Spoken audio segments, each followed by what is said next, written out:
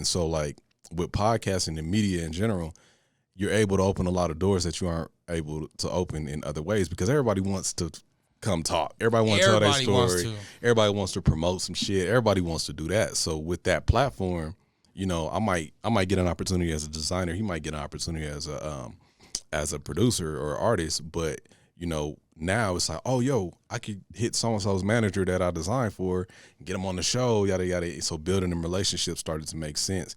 And now I'm given an actual platform. So that shit just took off, man. Shout out to my guy Julius. He was working the boards, and it just went, bro. From there, what would you say that the biggest difference, because you were ahead of the game, essentially, because it wasn't for me until the last couple years that podcasting became such a big thing. Yeah. You get what I'm saying? 5 years ago, podcasting wasn't something that people were like, hey, bro, like, let's go do this. Right.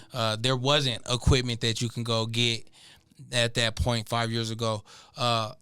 What was the foresight? Like, what were you thinking? Like, yeah, I just knew, man, like that was a lot. I'm gonna be honest, that was a lot of the source of my frustration back in that time too, because I just knew, like, and I can't explain it, but you know, wanting to be in radio and all that and kind of seeing how traditional platforms was like fizzling a little bit and just not having that freedom to really do what you want. And you know, back then the city was, and still the city was always complaining about, you know, we don't get support from so-and-so station or this and that and that. And so I'm like, man, we need that independence. But at the time I didn't really know that was podcasting. And granted, I did listen to like Combat Jack and all that, and they were podcasting, but you know, I was doing online radio. Right. In my mind, I didn't really think of it as podcasting. And that's because of what you said. There wasn't really all these apps and outlets that we have for what we know now as podcasting. So I'm like, damn, man, let's just get right. So trying to get the right equipment without having any kind of template or guideline on what we need. Like now you could be like, yo, yeah, you need a roadcaster and blah, blah. We was like, fuck it, bro. Let's just use what we have. Right. And so back then I knew that was going to be the wave. I'm like, man, I built the Box Mobile Radio app because I'm like, man, this is going to be the wave. Like people going to be listening to shit on phones, blah, blah, which is now, you know, streaming and all that. It's just going to be the wave. I just didn't have the resources at hand to physically build the shit that I had in my head.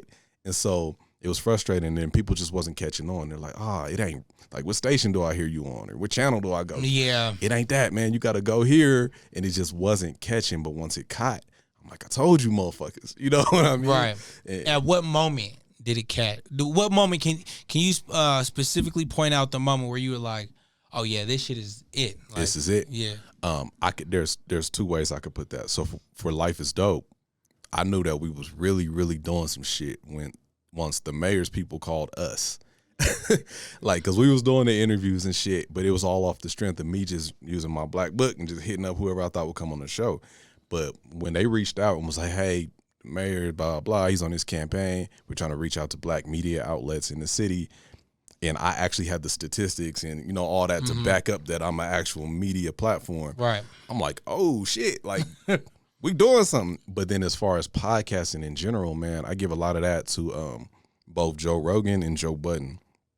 I think they both help people in different, you know, diasporas understand what's going on with this podcast shit. Like, oh wait, this is something. Like, y'all getting deals, y'all getting sponsors. Like, you could do this. Big checks. This is something. And that wasn't until, you know, that was just a few years ago. Yeah. And so I think from there, people really caught on. And then you see all these companies, you know, the Spotifys and the iHearts, they're buying media companies. And now it's podcasts. Every media company got a podcast division. And they get it now. And I'm like, this is the moment I've been waiting on. And I established myself in that pocket. So now I'm ready for this type of shit. You know what I mean?